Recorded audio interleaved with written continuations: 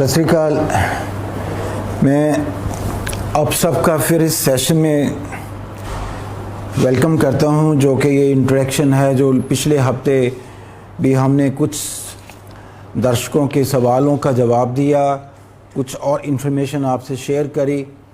तो अभी भी आज कुछ क्वेश्चन आए हैं मेरे पास, मैं उन सबको पहले आपके साथ शेयर करता हूं और क्या उसका क्या जवाब है मैं आपको बताता हूं। एक हमारे किसी दर्शक ने पूछा है, is it a airborne virus? Secondly, is it necessary to cover nose mouth completely while walking, basically when there is nobody nearby, because walking is uncomfortable with cover nose and mouth with a mask, especially for senior citizen। तो इसके बारे देखिए, जो ये infection है, मैं पहले session में बताया था कि इसकी जो इन्फेक्शन की जो ट्रांसमिशन है ये ह्यूमन टू ह्यूमन है, और मेन जो इन्फेक्शन एस्पेक्ट है वो ड्रॉपलेट्स हैं। ड्रॉपलेट जैसे कोई कफ करता है, स्नीज करता है, बोलता है या सांस भी लेता है, तो वो अपने माउथ से पार्टिकल, वायरस पार्टिकल बाहर आते हैं जो ड्रॉपलेट्स के होते हैं। तो वो ड्रॉपलेट जो हैं, वो जो भी, अगर if somebody is close by to you, he may inhale these droplets through his nose, I mean, and through mouth even, some people say कि थोड़ा आई से भी जा सकते हैं। तो इसलिए ये ड्रॉपलेट का है। तो क्वेश्चन इज कि ये एयरबॉर्न भी है नहीं है। This issue I think is a very good question, because ये कुछ आज से 2-3 महीने पहले कि WHO ने अभी तक कहा है कि ये एयरबॉर्न ट्रांसमिशन नहीं है, पर पिछले 1.5-2 महीने की बात है, कुछ साइंटिस्ट ने based on their observation in the lab and based on some other kind of experiences, they mentioned that possibly it also has airborne transmission। अब एयरबॉर्न क्या है? जो ड्रॉपलेट होते हैं, मैंने बताया, वो बड़े साइज होते हैं, 3 फुट तक जाते हैं। जब कोई खांसी करता है, स्नीज करता है, फिर वो सरफेस पे हो जाते हैं। बट एक होता है एयर ट्रांसमिशन में जो स्मॉल पार्टिकल है, जिसको हम माइक्रो कहते हैं, माइक्रो पार्टिकल्स विच में भी less than 5.5 sort of microns के साइज से कम होते हैं। हो सकता है वो एयर में जाते हैं, they may go for a longer distance and may go till, they say, 9 feet or even 12 feet, and they may sustain in the air, suspended in the air for few hours, and agar if somebody crosses that area where there is a kind of these particles, he may inhale them। So that's what is air transmission। and कई infection होती हैं जो air transmission होती हैं, जैसे tuberculosis है, मीजल है। तो इसका जो एविडेंस जो है थोड़ा, वो क्या कि चाइना में जब ये शुरू हुई तो कुछ लोग रेस्टोरेंट में बैठे खाना खा रहे थे, तो जो कस्टमर बैठे थे, एक जो इन्फेक्टेड था, कई लोग उससे बहुत दूर बैठे थे, पर ये क्लोज स्पेस था, restaurant was totally close and air condition was on, and कुछ सस्पेंडेड पार्टिकल्स एयर में रहे, और कुछ कस्टमर जो दूर बैठे थे उनसे even more than 3 meters or so, even they got infected। So that was that maybe this has a air transmission। But इस तरह ही कुछ observation है from some of the jails in USA, which are were closed spaces, large number of people, and they got infected। But whatever evidence is, it is only in places जहाँ पे बंद जगह है, एक closed space है, restaurant है या ऐसे प्रिजन मैंने कहा, या कोई suppose some people are travelling in the air and they are not bearing mask. So these kind of close spaces it is possible कि कुछ एयर ट्रांसमिशन होता है, वहाँ वेंटिलेशन कम है। पर जहाँ ओपन स्पेस है, वेंटिलेशन प्रॉपर है, ऐसा एविडेंस नहीं है कि वहाँ पे क्लोज स्पेस में, जैसे कुछ जिम है, अगर आप एक्सरसाइज करते हैं, क्लोज स्पेस है, वहाँ इशू आ सकता है। पर ओपन जगह में, चाहे जो वॉकिंग पार्क्स हैं, जहाँ बिल्कुल खुली जगह है, बहुत क्लियर वेंटिलेशन है और लोग कम है, and if you can find A area where you don't find people around, I think you can do it। But जैसे मैंने कहा, make sure that you don't cross people well you are not wearing mask. तो ये है। और mask का मैं अब फिर थोड़ा आपको आज दिखाना चाहूँगा कि मास्क 3 तरह होते हैं। एक तो ये है, इसको हम कहते हैं N95 मास्क है। ये ज़्यादा हॉस्पिटल में यूज़ होता है जहाँ पे ज़्यादा इन्फेक्शन होती है, कोविड के पेशेंट दाखिल होते हैं या कोविड के पेशेंट आते हैं, तो वहाँ पे ये हेल्थ वर्कर के लिए, हेल्थ प्रोफेशनल के लिए यूज़ होता है। और एक होता है सर्जिकल मास्क। सर्जिकल मास्क है जो कि अगेन हॉस्पिटल में ज़्यादा यूज़ होता है। तो इसका ये है कि जो नॉन कोविड एरिया होते हैं हॉस्पिटल में, वहाँ पे इस तरह के मास्क, जिसको हम सर्जिकल मास्क कहते हैं, ये यूज़ होता है। और एक मास्क है क्लॉथ मास्क, जैसे ये है। तो ये cloth mask is meant for routine public के लिए, जो आप बाहर कहीं घूमते हैं तो उनके लिए cloth mask is suppose to be double layered mask, as good to protect you. And so you are not advise कि आप जब आप रूटीन अपने थोड़ा मार्केट में या कहीं बाहर जा रहे हैं घर से, तो आपको ये जो सर्जिकल मास्क वगैरह की यूज़ करने की ज़रूरत नहीं है। आप ये क्लॉथ मास्क ले सकते हैं। और क्लॉथ मास्क का ये है कि आप डेली इसको वॉश करिए, शाम को जाके गर्म पानी से, सोप से, and then you can use it next day. Whereas surgical mask, after use you have to sort of destroy it, remove it, and then it can't be reused. And so जो ये N95 mask है वो depends pawn के कौन सी type का है, कौन सी variety है। नॉर्मली जो हॉस्पिटल में लोग पहनते हैं वो उसके बाद इसको भी थोड़ा डिस्ट्रॉय करना पड़ता है। सो एयर ट्रांसमिशन का ये इशू है। हॉस्पिटल में ज़रूर आती है ट्रांसमिशन, जब कभी कोई पेशेंट को वेंटिलेट किया जाता है, जब किसी को एंडोस्कोपी होती है, जब हम वो ट्यूब डालते हैं तो आप एरोसोल बाहर आते हैं, स्मॉल पार्टिकल्स। सो उस टाइम बहुत प्रिकॉशन की ज़रूरत होती है, otherwise health workers can be infected. So ये जो एयर ट्रांसमिशन है, जैसे मैंने फिर मैं आपको एम्फेसाइज करूँ, ये क्लोज स्पेसेस में इसकी इम्पोर्टेंस है, ओपन स्पेस में इसकी इतनी इम्पोर्टेंस नहीं है। एक किसी ने सवाल पूछा है कि मेरे को कोरोना हुआ, पॉजिटिव था, मैं अब ठीक हो गया हूँ खुदा की कृपा से, इस परफेक्ट, बट मेरे को अभी भी पेन हो रहा है लेफ़्ट चेस्ट की तरफ।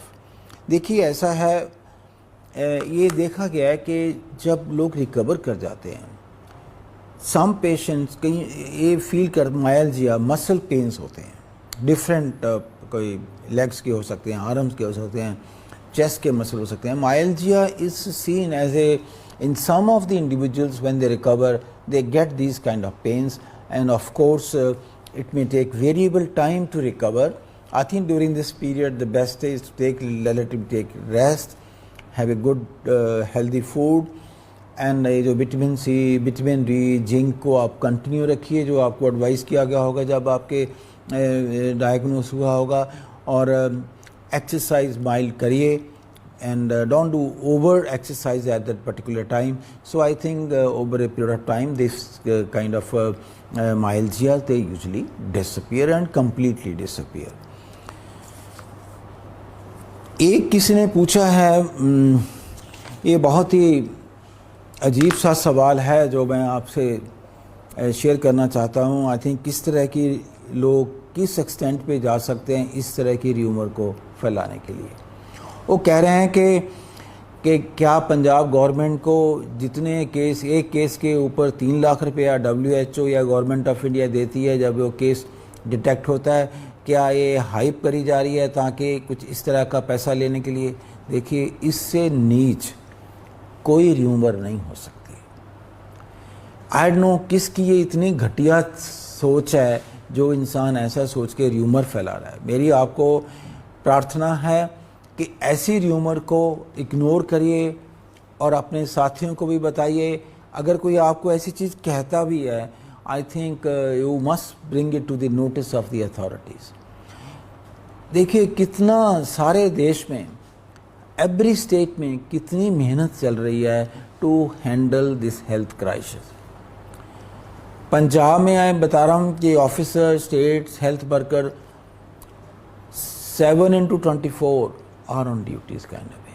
People are struggling hard because that's their duty to protect the society from this element. आप इस तरह की कोई सोचना किसी का और सोच के उसको अफवाह को फैलाना, आई थिंक मेरा ख्याल है इससे कोई मेरे तो कोई ऐसी नीच बात नहीं। क्या किसी को ऐसी चीज़ें नहीं करनी चाहिए? कौन गवर्नमेंट ऐसी अपना करेगी?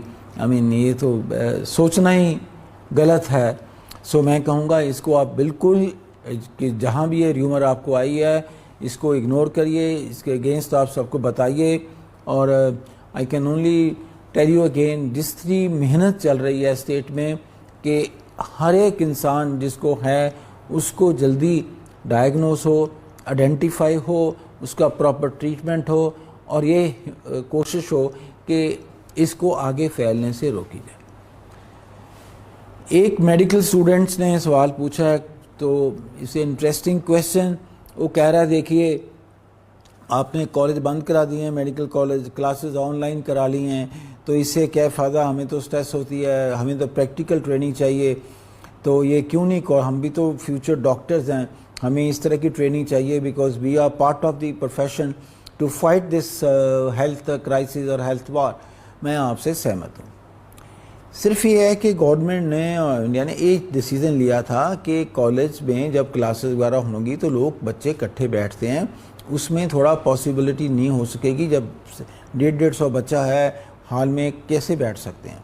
तो तभी ये था कि विजुअल क्लासेस जो वर्चुअल क्लासेस हैं इस तरह की ऑनलाइन क्लासेस हो जाएं ताकि उनकी ट्रेनिंग भी चलती रहे। मैं मानता हूँ इसकी लिमिटेशन है कि प्रैक्टिकल ट्रेनिंग का इशू है, बट वो तो जब भी ये कोई कुछ हफ्ते और कुछ महीनों में तो ये ख़त्म होएगा ही।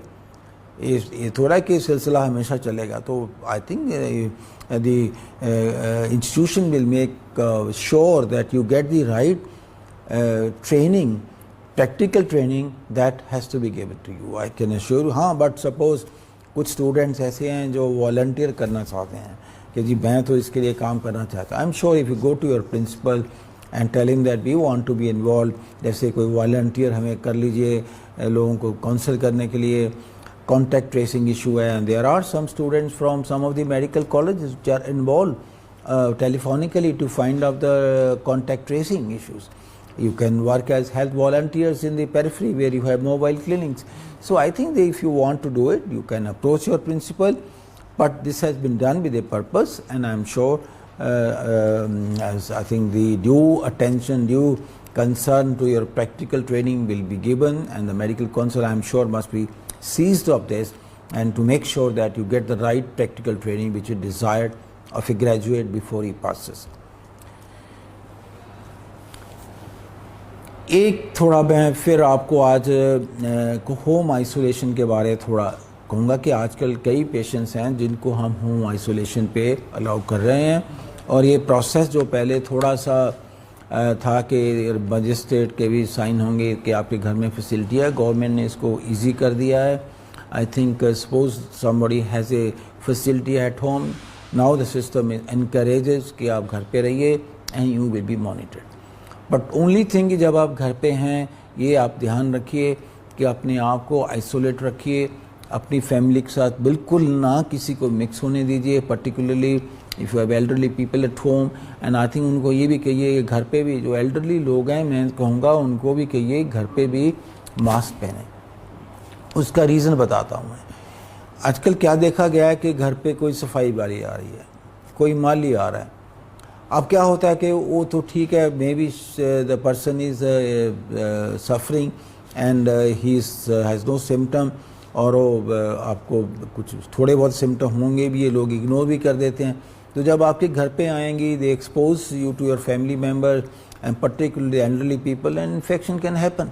सो आई थिंक मेरा एक सजेशन है सभी फैमिलीज़ को जहाँ पे भी वर्कर आके आपके घर पे काम कर रहे हैं कि उनको भी बोलिए घर पे काम करते करते मास्क पहने, आप भी मास्क पहनिए। उस टाइम जब वो चले जाएं आप मास्क उतार सकते हैं, but during that time wear mask.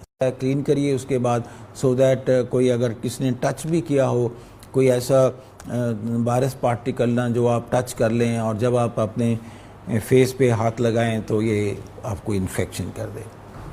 सो आज के सेशन के लिए आई थिंक ये जो सवाल थे और कुछ मैंने आई एम आगे के लिए भी आई विल लुक फॉरवर्ड। तो अगर आपके कोई और सवाल हैं, कुछ क्वेश्चंस हैं, प्लीज़ भेजिए, हम उनको कोशिश करेंगे सभी को प्रॉपर्ली आंसर करने के लिए।